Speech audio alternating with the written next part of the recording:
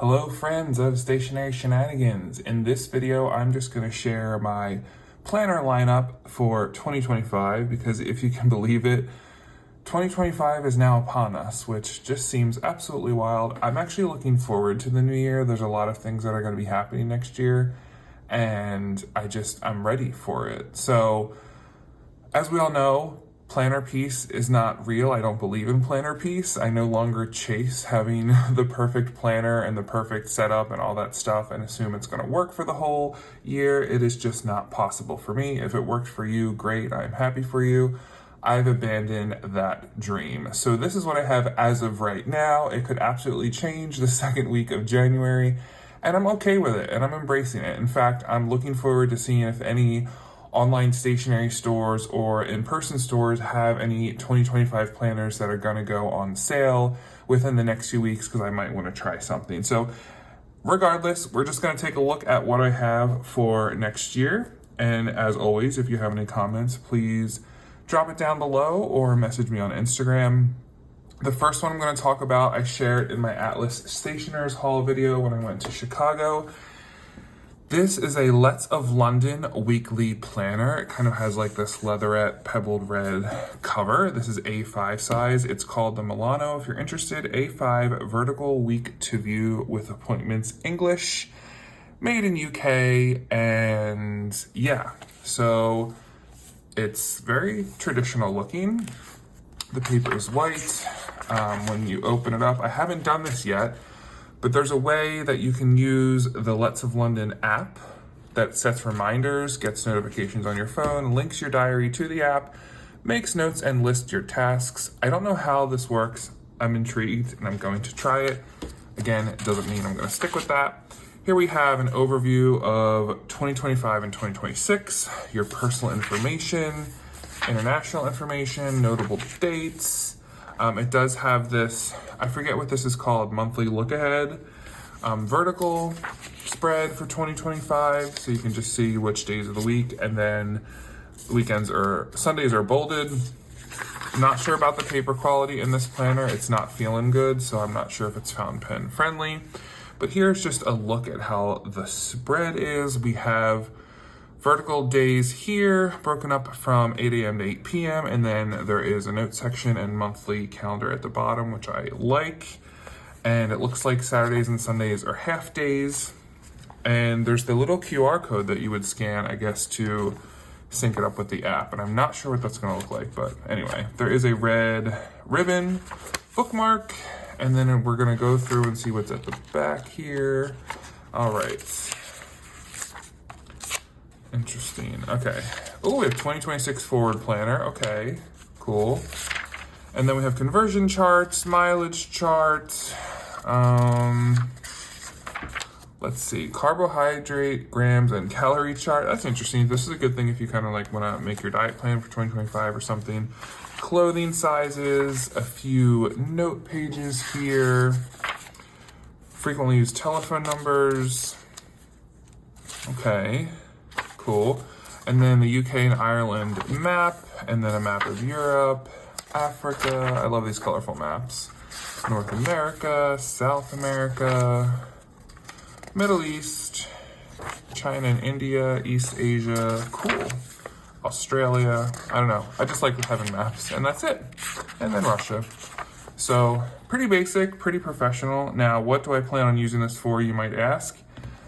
I'm not sure yet, because it's also going to depend how I use the next planner we're going to talk about. So that's my Lett of London weekly vertical planner in A5. Move him to the side here. And this, again, if you follow me on Instagram, you probably watched an unhinged video of me going off on this. But let me just cut off the plastic really quick before we move on here. All right, so I am trying this Moleskine planner for 2025. This I purchased at Walmart for $20, which I feel like is a good price. It is the 2025 Vertical Weekly Diary and Planner. And I don't know if it says what size it is, but it's definitely A4 or A4 adjacent. Yeah, so let's take a look at it. I'm excited. There was something about the bigness of it that I enjoyed. The soft cover aspect, the elastic, which is always a big selling point for me. There were multiple colors. I just went with black. I was feeling, I don't know, it's like sometimes I just want to pick colors that I know I can use at work without like kind of drawing attention to myself, which I've mentioned before. And then also as I get older, I realize sometimes just classic colors are better, because even if you're into a certain color this week, in a couple of months you might not like that color anymore, and I'd rather not buy something as outlandish. I don't know. We'll see. That could very well change. But open it up here. Case of lost, return to. It has nice cream colored pages. Again, don't know if it's going to be fountain pen friendly. We will find that out. Your personal data. We kind of have the 2025 and 2026 monthly spread. Here we go. So here's what now this is I love how big this is. I love the bigness to it.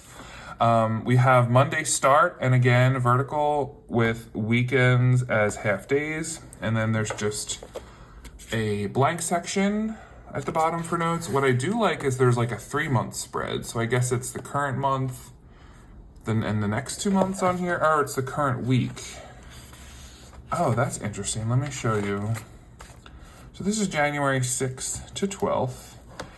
And if you look at the bottom in that first one, which is the current month, it has the week you're currently in as bolded, which is a nice touch.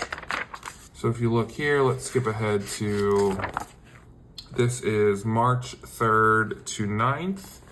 And then if you go ahead and look at that little, the 3rd to the 9th is bolded. So it gives you kind of like a snapshot of where you are within your month, which is probably something really helpful for planning like your bills or financial things based on deadlines.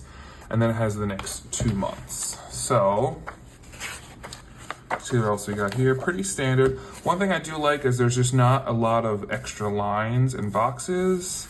It's very simple, which makes me think I would probably use this more creatively. I don't know. I really don't know yet. There should be a ribbon bookmark I'm trying to get to. Can't get there. Okay, yep. It's a nice gray ribbon bookmark. We like that. Let's scroll down to the back here. Scroll. Let's flip to the back here and see what we have at the end. So it looks like we have a couple of blank note pages. Again, just a few there, nothing else. Information about the company. Oh, okay. This is interesting. So this is, for any of you who don't know, usually Moleskines have like this big back pocket, which I like.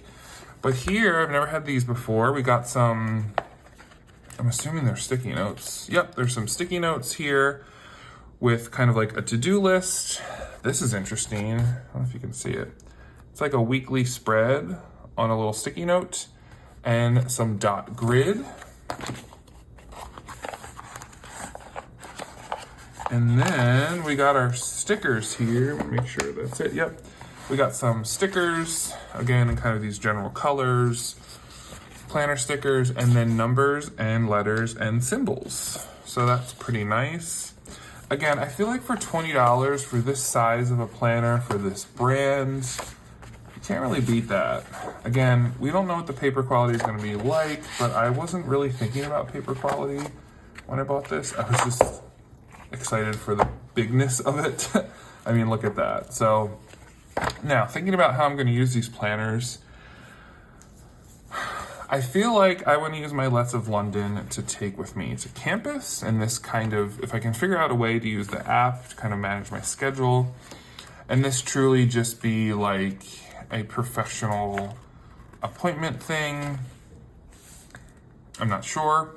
And then my Moleskine, I'm kind of thinking more along my blending of personal and creative life. So I could see myself doing some doodles in here. I could actually see myself doing some memory keeping. Again, because it is so big, we all know I have big hands, but this is huge. This is like A4 size. It's gigantic and I love it.